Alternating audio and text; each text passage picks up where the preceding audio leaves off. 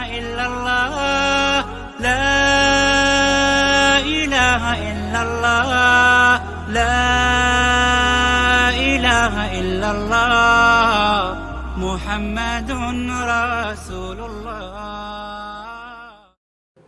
اعوذ باللہ من الشیطان الرجیم. بسم اللہ الرحمن الرحیم. ان الحمد للہ تعالی نحمده ونستعین به ونستغفره ونعوذ باللہ من شرور انفسنا ومن سیئات اعمالنا من يهده الله فلا مضل له ومن يضلل فلا هادي له واشهد ان لا اله الا الله وحده لا شريك له واشهد ان محمدا عبده ورسوله صلی اللہ علیہ وسلم. تمام تعریفیں اللہ کے لیے ہیں. ہم اس کی تعریف کرتے ہیں اور اس سے مدد اور معافی طلب کرتے ہیں. ہم پناہ مانگتے ہیں اللہ عز و جل کی خود کے برائیوں سے اور تمام برے کاموں سے. جسے بھی اللہ کی ہدایت ملی اسے کوئی گمراہ نہیں کر سکتا، اور جسے اللہ نے گمراہ کیا اسے کوئی ہدایت نہیں دے سکتا. ہم گواہی دیتے ہیں کہ عبادت کا حقدار صرف اللہ ہے اور کوئی اس کا شریک نہیں، اور گواہی دیتے ہیں کہ محمد صلی اللہ علیہ وسلم اللہ تعالیٰ کے بندے اور رسول ہیں، اور اللہ اپنی سلامتی بھیجے اپنے آخری نبی پر، اس کے اہل و عیال پر اور اس کے صحابہ پر. السلام علیکم ورحمۃ اللہ وبرکاتہ. ہمارے آج کی گفتگو کا عنوان ہے صلہ رحمی، رشتوں کو جوڑنا. صلہ رحمی بندوں کے حق میں دوسرا حق ہے. سب سے پہلا حق اگر دنیا میں کسی کا ہے تو وہ اللہ تعالیٰ کا ہے، اور اللہ کے بعد بندوں کے حق کے معاملے میں سب سے پہلا حق والدین کا ہے، اور دوسرا رشتہ داروں کا حق ہے. صلہ رحمی کس کو کہتے ہیں؟ صلہ ہر وہ اچھا کام، حسن سلوک جو آپ دوسروں سے کرتے ہو اس کو صلہ کہتے ہیں، جیسے کہ اچھے سے بات کرنا، مدد کرنا اور عزت دینا. انسان ماں کے پیٹ میں جس حصے میں پلتا اور بڑھتا ہے اسے عربی زبان میں رحم کہتے ہیں، جسے انگلش میں یوٹیرس بھی کہتے ہیں. تو یہاں سے رحم کا یہ مطلب ہوتا ہے کہ رشتے جو انسان پیدائشی لاتا ہے، اور دوسرا مطلب یہ ہوتا ہے کہ رشتوں کو قائم کرنا. آپس میں جو نسب سے تعلق رکھتے ہیں، محرم، غیر محرم، وارث، غیر وارث، یہ تمام رشتہ دار ہوتے ہیں. آج کے ماحول میں ہمارے لیے صلہ رحمی قائم رکھنا بہت مشکل ہو گیا ہے.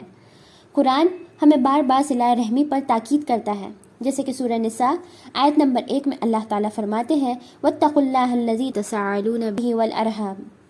اللہ تعالیٰ فرماتے ہیں کہ ڈرو اللہ سے جس کا واسطہ دے کر تم آپس میں ایک دوسرے سے مانگا کرتے ہو، اور زندگی میں رشتوں کو توڑنے سے بچا کرو. مومن رشتہ داری کو نبھا کر چلنے والا ہوتا ہے، نہ کہ رشتہ داروں کو توڑنے والا. سورہ رعد آیت نمبر 21 میں اللہ تعالیٰ فرماتے ہیں وَالَّذِينَ يَصِلُونَ مَا أَمَرَ اللَّهُ بِهِ أَن يُوصَلَ وَيَخْشَوْنَ رَبَّهُمْ وَيَخَافُونَ سُوءَ الْحِسَابِ. اللہ کے بندے کون ہیں؟ اہل ایمان کون ہیں؟ کہا اہل ایمان وہ ہے جو زندگی میں رشتوں کو جوڑا کرتے ہیں.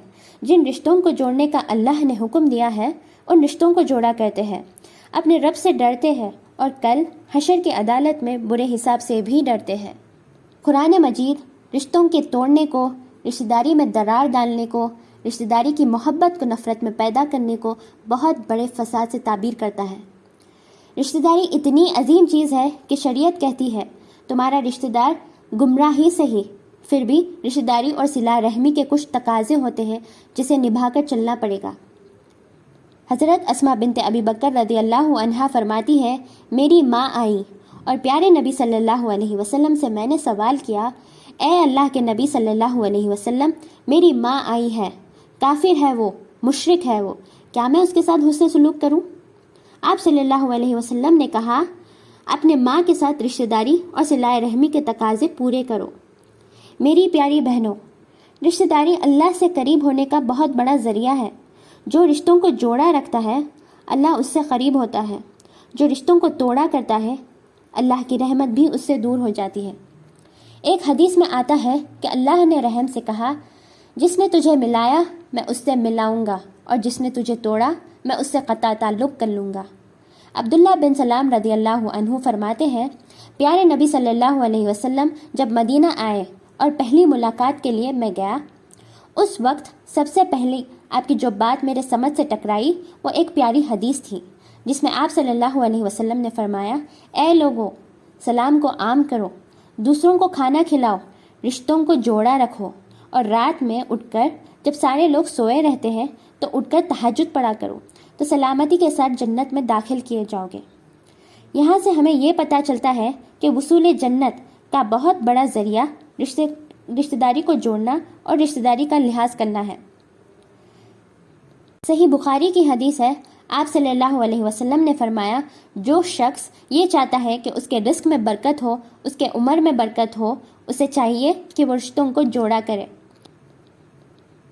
آپ صلی اللہ علیہ وسلم فرماتے ہیں، سارے گناہ ان کی سزا دنیا میں ملے نہ ملے آخرت میں ملے گی، لیکن 2 گناہ ایسے ہیں کہ ان کی سزا دنیا میں مل کے رہے گی۔ ایک تو آپ نے کہا ظلم، اور دوسرا گناہ رشتہ داری کو کاٹنا۔